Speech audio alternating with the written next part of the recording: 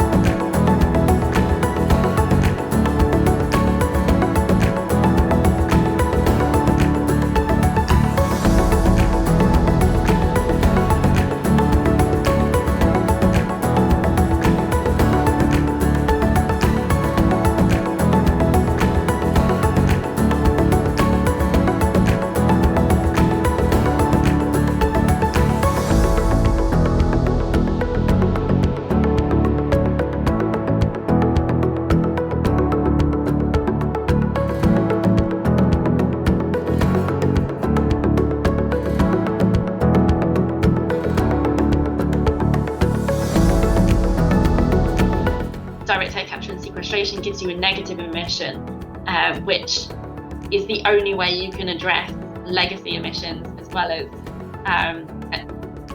what you're doing today.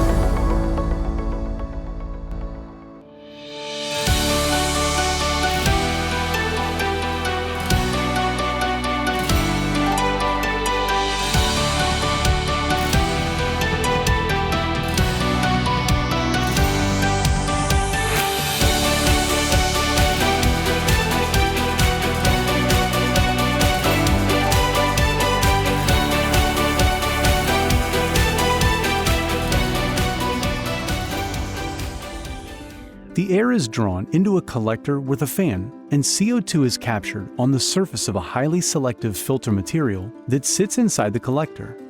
Next, once the filter material is full of CO2, the collector closes and is heated to around 100 degrees Celsius.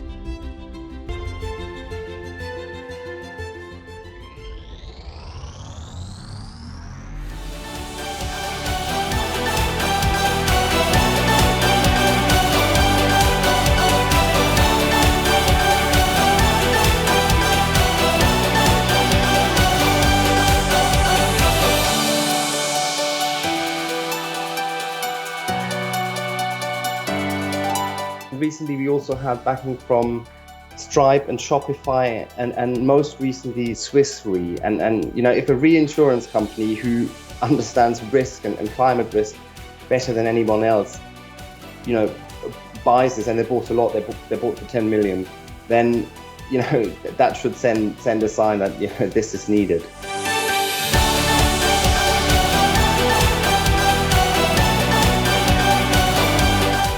Orca is basically our second generation technology. So it looks very different from the ones behind me, which I would describe as our first generation. Over its lifetime per ton captured, it needs about 50% less resources, so steel, etc. It's the second generation, and it's the technology we will base our next plant that adds one order of magnitude. That will be based on the same technology. So this is quite significant. We would describe it as a first of a kind commercial demonstrator.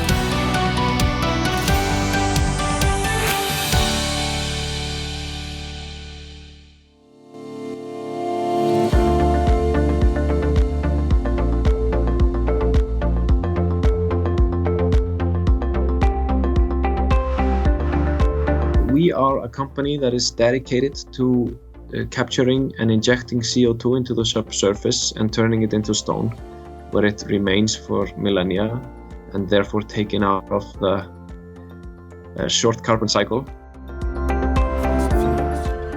The CO2 gas is then dissolved in water, creating carbonated water injected into favorable rock formations underground. There, it'll take a few years to turn it into stone through natural reactions, where it will remain for millennia. This is really nature's way of storing carbon. What we have, the technology is simply, accelerating nature's way of storing carbon in rocks. And they are naturally stored in rocks, just as vegetation and trees.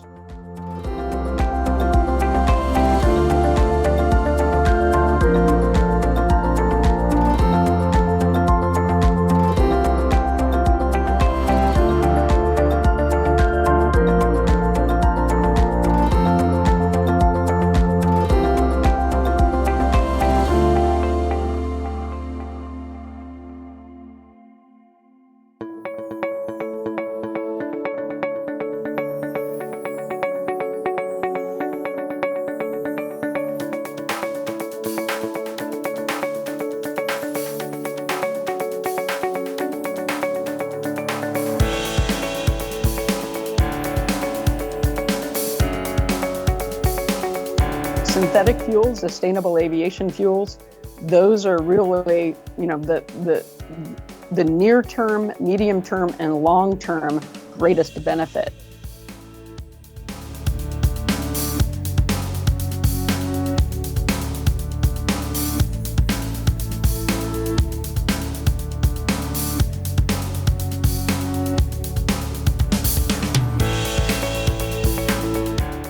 look at the Department for Transport in the UK, their recent consultation on jet zero aviation, and I see between 9 to 36 of megatons of carbon removals required by 2050. So where carbon engineering plays is both in those removals, but also that sustainable aviation fuel. A good portion of that sustainable aviation fuel will need to come from synthetic fuels. And where do you find scalability in these fuels? Well, what more scalable feedstock than the atmosphere?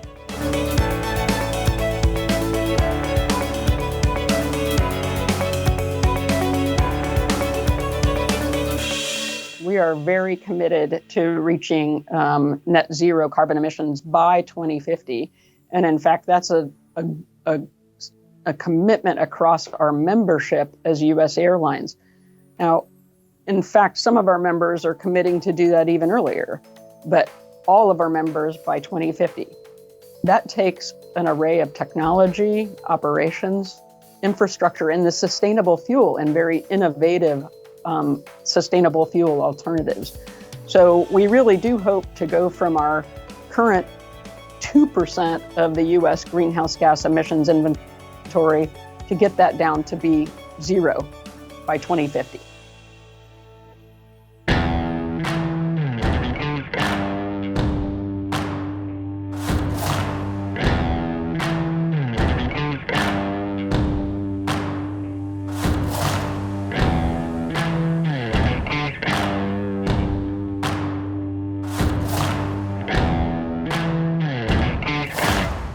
For those of you not familiar with an enhanced oil recovery, it's kind of a neat process where basically you take the CO2, you inject it, it's super high pressure down hole essentially. It looks like kind of shaving cream by the time you get to that high of a pressure. And what it does is it mixes with the oil down there and helps you produce more oil. So it's kind of like a secondary or tertiary recovery for oil fields.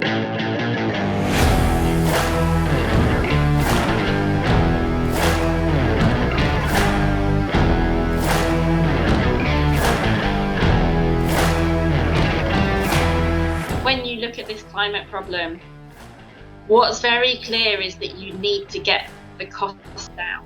There is no revenue model today for clearing up carbon dioxide from the skies, so you need to start to think about how can you deploy today. And sometimes that can mean that you need a commodity value of the carbon dioxide. So I think you should think about EOR, potentially utilization as early use cases of deploying this technology.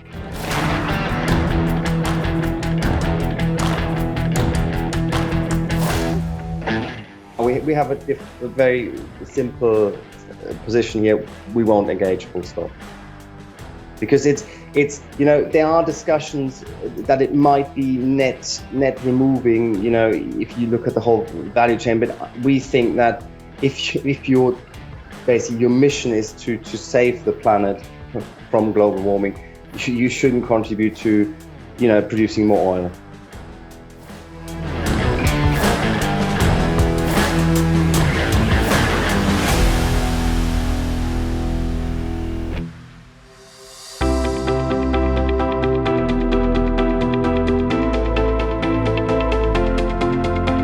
Hi, my name is Petri Laakso. I'm the CEO at Soletair Power. We are a company that makes CO2 capturing devices for building ventilation to make people more productive indoors.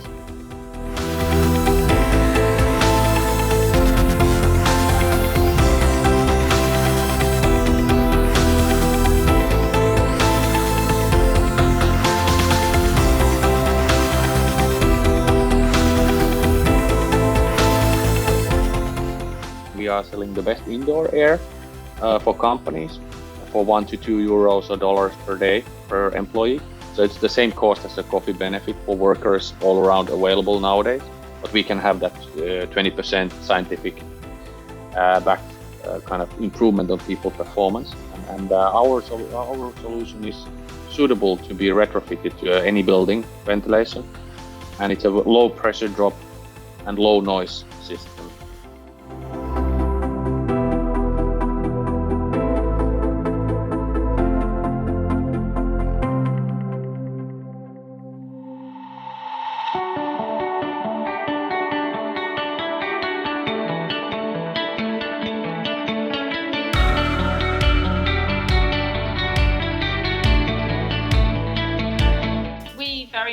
see it as feasible, affordable, available now.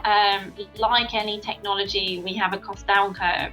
I think the ones I like to point to are renewable power and computing. Like if nobody bought the first computers, large-scale computers, we wouldn't have our laptops now. So it is very critical to point that out, and our technology roadmap takes us to $100 per ton for CO2 capture and removal. I'm often asked how quickly that is. Well, the answer is how quickly do you deploy, because a lot of that cost down is about deployment.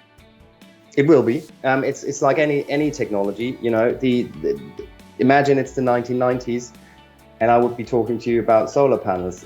You know, we've just started this, and we know how to do this. We know how to economies of scale, mass production, etc., to make it cheaper. It will be affordable if we make a lot of them. So it all depends on the political will or the will of individuals and companies to buy it. It's a bit like buying a Tesla Roadster, so one day there can be a Model 3. And we will see the same story here, and we will have to.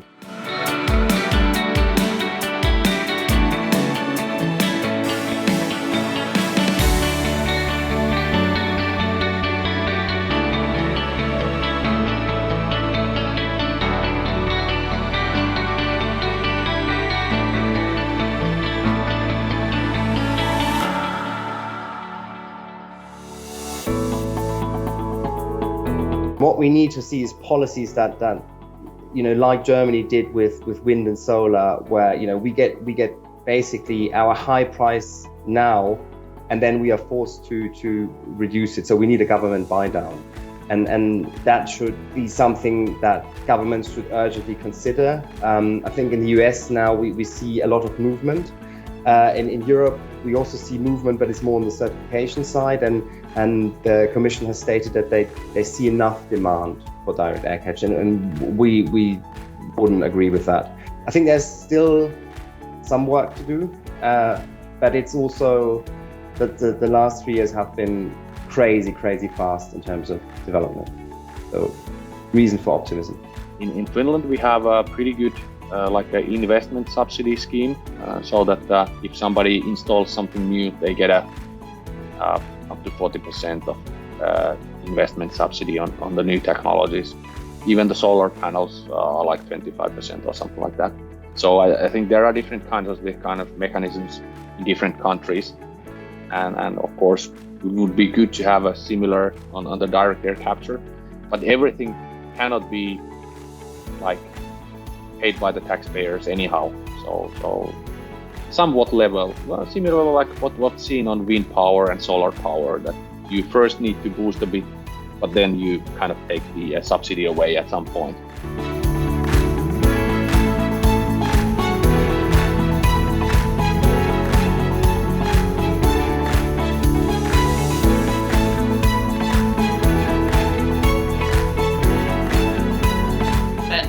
Build hundreds of thousands of carbon removal facilities to address climate change. The philosophy of the company from the start was, how do you become climate relevant? Climate relevant is gigaton scale, billions of tons of carbon dioxide captured from the air per year by 2050. So that is very much the aim, be climate relevant. For us, looking at 2050, we worked backwards to 2020, and we said, if you want to be at billion tons, then you really want to be deploying at megaton scale, million tons in the 2020s. So that's the way that we're getting there. The next one we're building, which is already in the final stages of planning, is adding another order of magnitudes of 40,000 tons per year. And that is still a drop in the ocean, right? So after that we add another zero, and then we also will start to basically mass produce them and sell them on a different track. So operate some and sell some, and then hopefully we can get big enough fast enough. The bottleneck is money. So it's not storage, it's not the technology, it's not production facilities, it's not resources. It's basically getting enough funding in time, and then the second bottleneck is probably hiring people. So scaling any new technology is probably not easy. So yes, it will be difficult. Is it doable? Absolutely.